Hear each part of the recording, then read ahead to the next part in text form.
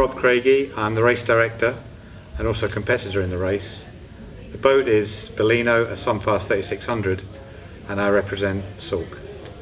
How did I get into the sport of sailing? I was at school, and I was 13. I started off in enterprise dinghies with a school friend, and I always had a dream that I'd buy an ocean-going boat, i.e. cross-channel, when I could afford it, but I never would. So at 23 I had enough money and I bought my first boat and never looked back. Just went sailing more and more. The challenge of the race is it's a long offshore solo race. It's not as long as an Ostar, clearly that's across the Atlantic. It's going across the channel is fine, you can do that without sleeping. So it might be a 24-hour race, you set off whenever. So you've got an offshore race that's genuine, where you've got several nights at sea, where you have to manage your sleep, manage your resources. It's also far enough to go that you're going to go through a lot of emotional turmoil, euphoria through to complete depression, thinking you'll never do this again, thinking this is the best thing since sliced bread. And it's a long enough race to do that in, and you can do it in a week if you've got a job.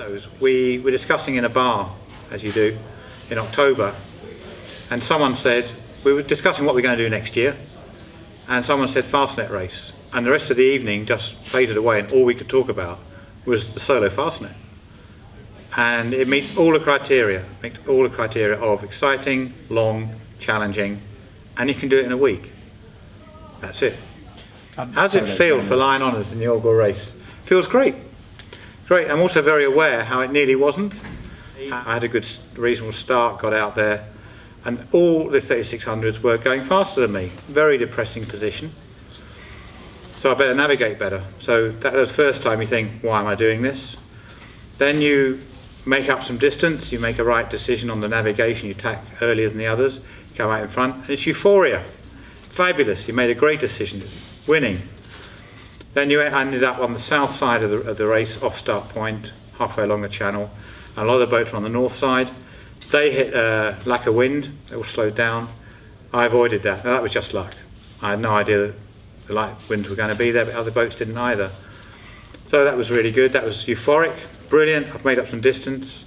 And then we hit some sort of storm thingy, really crazy broken water in the middle of the Irish Sea. I didn't have a forecast for that. I looked back on what I had, it didn't forecast that.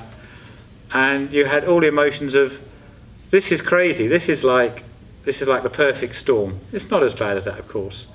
But you're looking at the waves, you're going up the waves, you're thinking, is my boat going to flip backwards? Is it that steep? You went over the wave and there's no back on it. The boat would just hammer forward and just smash. Again and again and again, you'd go up it, you're going to fall over, you smash down on the front. Maybe I hadn't eaten enough, maybe my blood sugar was low, but it was a very crazy position to be in. Then you saw someone else had a storm jib up and I hadn't reefed down that much. You thought, that's great, because I know I'm in control here. Then he went faster than me and passed me again. All the emotions of winning, not winning, being ahead, losing out, and you're exhausted, you're physically very tired, you've not got much sleep, you know every time you go to sleep you're going to lose pace, the wind will change, you're not going to follow it, you're driving yourself extremely hard physically and mentally. It's exciting, man, I wouldn't change it. Right now I wouldn't change it for anything, I'd do it straight away again. I'll moan and groan about the whole build up to any race, other long races, I'll worry about it, I'll think I shouldn't do it, I think it's expensive, time consuming, what a waste of time and effort, I don't want to do this, it's frightening, I might die. All those emotions go in, start gun goes, and I'm at the front, I'm going, I'm driving as hard as I am on a day race, I'm going to do that for the length of a race, which in this case was 610 miles. They're fabulously high ability, the other competitors in the race. They are some of the best solo sailors, non-professional solo sailors in the world we have in this race. The French are here, the English are here, a few others as well. What am I going to do differently? The other boats when I'm sailing by hand, usually it's on the pilot when I'm sailing by hand, I'm just a tiny bit off the pace compared to the other boats. So this winter I've made a decision to go and find a really good coach and learn how to sail a boat fast by hand. Other than that, nothing to change.